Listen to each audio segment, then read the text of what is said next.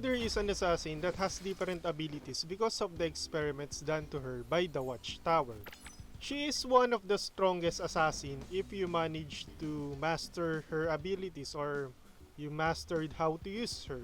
Before she was transformed into a chimera, she was living a beautiful life and it only changed after the Watchtower abducted her.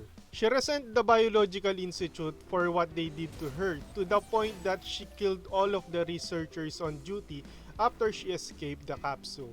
She was part of the Chaos experiment done by the Watchtower and she is the only subject who survived the experiment. Unlike the Ancient Beast project, where the rejection was controlled and their damaged body was replaced with mechanical parts, the Chaos project was the opposite of it. It didn't rely on controlling the rejection or replacing a body part to become mechanical. But what is the Chaos project of the Watchtower? Well, to be more precise, it is fusing a human with the body parts of different monsters. So basically again, a chimera. However, Milu is not just an ordinary chimera. The parts that were fused to her were the parts of ancient monsters. Now let's go ahead and talk about her profile. Her name is Milu, her height is 181 centimeters, her weight is 76.1 kilograms. Her ID is a product of Watchtowers. Her race and birthday is not mentioned and it's probably deleted by the Watchtower because they don't want any information leaked. She still doesn't have any Japanese cover voice, but her Chinese cover voice is Song Yuan Yuan. Milu is subject number 5 of the Chaos experiments. She possesses both destructive and regenerative abilities. She was transplanted with the horns of Aoyin, wings of Quinqi, or is that how you pronounce it? Claws of a dragon, and tail of Taowu. Before the Ancient Beast project, the Chaos experiment was a prototype for researching cell fusion between living beings. This is why the Ancient Beast project has a high success rate. So basically, all of the data that they were able to gather in the Chaos experiments was then put to use in the Ancient Beast project. The Chaos project has a very low success rate and Milu is the only survivor.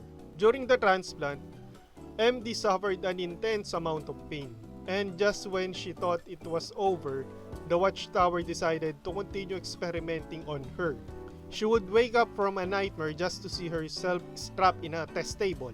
She will then be injected by a gray matter or an activator to see the limits of her regenerative ability. The activator dissolves her cells and bones. However, this isn't the only thing injected to her, as it was also used in the experiment. Her body heals the damage really fast by recreating the cells and bones that were destroyed. Despite her screams of agony, the scientists are only focused on the data that they get from this experiment.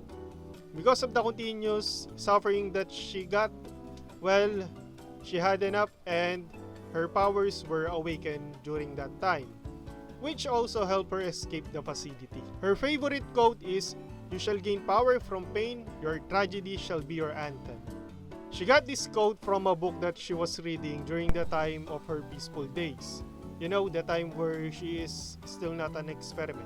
Now that we know her tragic past, let's go ahead and talk about her skills. Her passive skill is called flying because she flies. Milu becomes airborne after 5 seconds as long as she is out of the battle.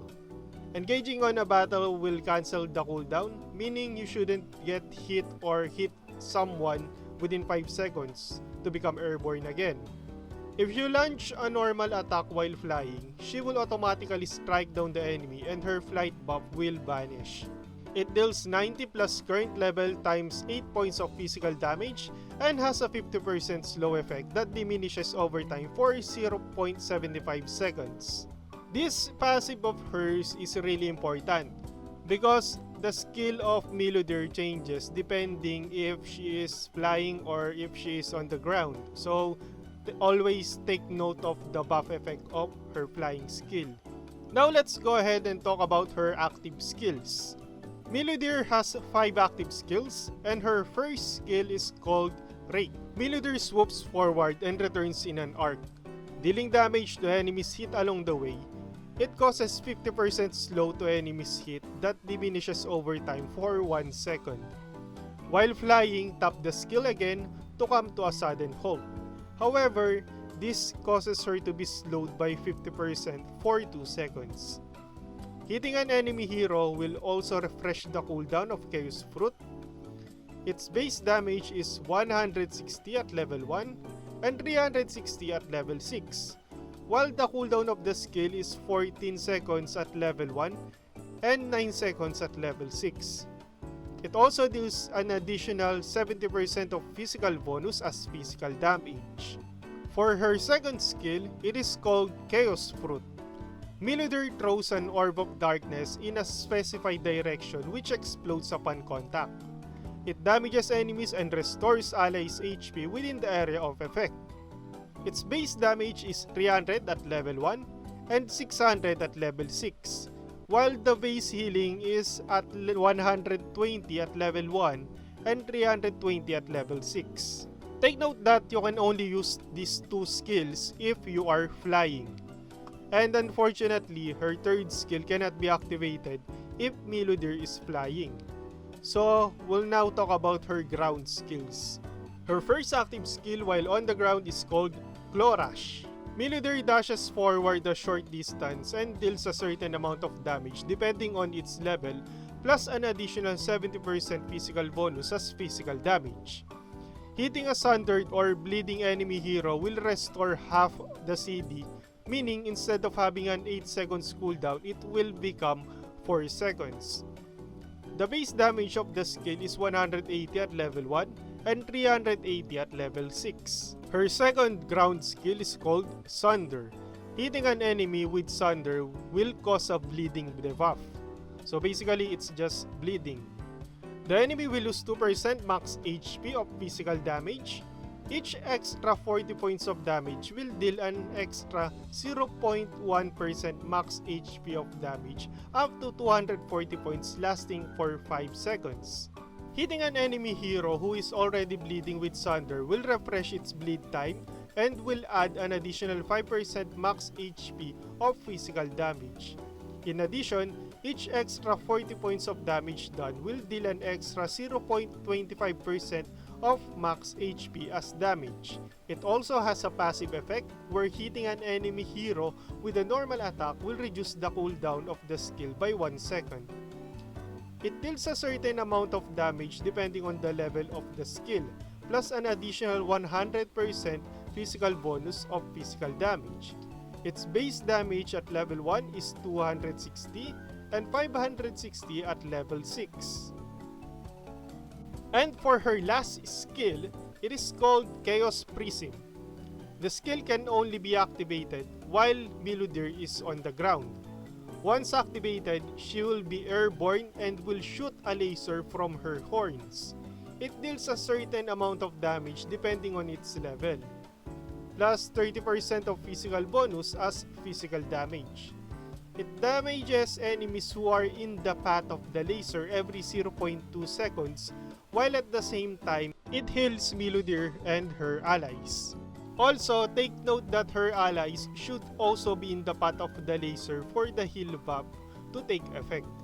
The skill lasts for 2 seconds and Milu is invulnerable during this time. However, it doesn't mean that she cannot be damaged. She will only have an immunity towards CC skills. You can also control the path of the laser by using the directional arrows. Milu will also enter her monster state for 10 seconds once you activate the skill. During this time, killing a mob or an enemy hero will restore 25% or 10% of her max HP, and upon testing, you will always get a 25% heal when killing an enemy hero, while you only get a 10% heal when killing an enemy mob. Once the skill is awakened, Milu will have a 35% damage reduction upon using the skill. Take note that this damage reduction only applies when she is shooting out her laser. The base damage at level 1 is 120 and 210 at level 4. And the skill also has a 40 seconds cooldown. Milu is overpowered but hard to use. She is recommended to players who are used to playing assassin roles. She is not a beginner-friendly hero, however, it is worth practicing her. The reason is because she is an anti-ADC and anti-mage, just like Jinza. She can easily kill ADCs and mages once you get used to her. However, you need to adapt the changes in Milu from time to time since her passive automatically activates when you are out of battle. This is not a big deal if her skill doesn't change or if you are already used to her. But as a new Milu user, you might find this a little hard at the beginning since you need to adapt to the changing skills. I would still suggest getting Milu, especially if you are an assassin user, since she is really strong and for an assassin class, she is not easy to kill. She is also very unique as an assassin. She can burst tank support. You see, an assassin class doesn't have a high amount of HP and defense, but they have plenty of skills that allows them to escape and kill an enemy.